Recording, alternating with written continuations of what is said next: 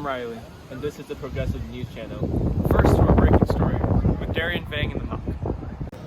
Hello, Darian Vang from the Muck, and I want to say as we in our society move into a new age of politics, economy, and activism, the topic of women's suffrage stands out.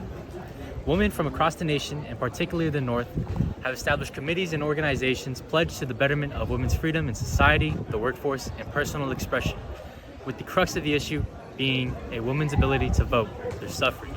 This issue has taken the nation by storm, with many against the proposition, but to the detractors, it can be clearly observed that women face distinct discrimination in industry, politics, and society.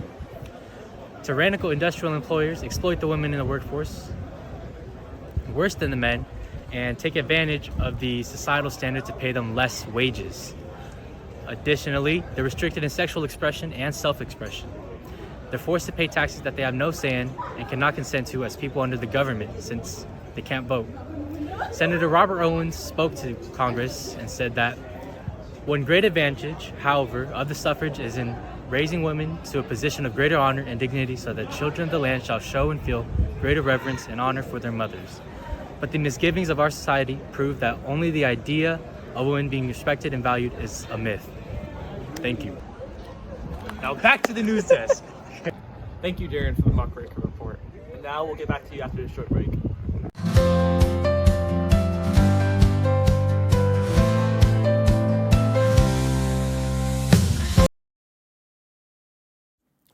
Anyways, let's get back to what occurred during the Progressive Era. A new concept arose stating women's suffrage brought women to a position of greater honor and dignity, allowing them to teach their children the principles of good government. Also, recognizing that women are physically weaker than men, a limit on the hours they can work was enforced to protect their physical well-being, and in some cases, even violated the liberty of contract.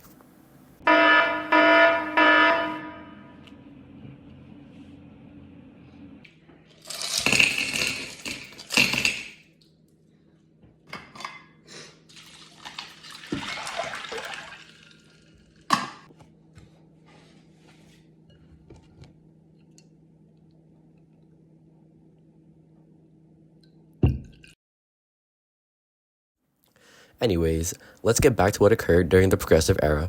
A new concept arose stating women's suffrage brought women to a position of greater honor and dignity, allowing them to teach their children the principles of good government. Also, recognizing that women are physically weaker than men, a limit on the hours they can work was enforced to protect their physical well-being, and in some cases, even violated the liberty of contract. Welcome back. Now we'll focus on the modern documentary of women's suffrage. In this documentary, we'll highlight the changes and continuities led by the progressives of this era. By 1917, the progressive movement had made significant strides towards creating a more equal society, particularly regarding women's suffrage. Through grassroots activism, public demonstrations, and strategic political lobbying, organizations like the National American Women's Suffrage Association brought national attention to the cause, growing its membership to more than 2 million by 1970.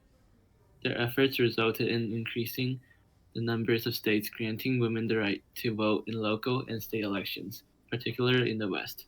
However, as women suffragist supporter Carrie Chapman Catt stated, the former group, men, secured its vote without asking, while the latter, women, appeals in vain to Congress for the removal of the stigma this inexplicable contrast puts upon their sex. Additionally, progressive reforms empowered women in public life, leading to greater involvement in social and political activism. However, despite these advances, the movement faced persistent opposition. For example, in Illinois, Women's Association protested against women's suffrage, asserting that we acknowledge no inferiority to men, and that God has wisely and well adapted each sex to the proper performance of the duties of each, suggesting the belief that granting women the vote would disrupt the social order and would force them into roles outside their natural duties, leading to a breakdown of traditional family and societal structures.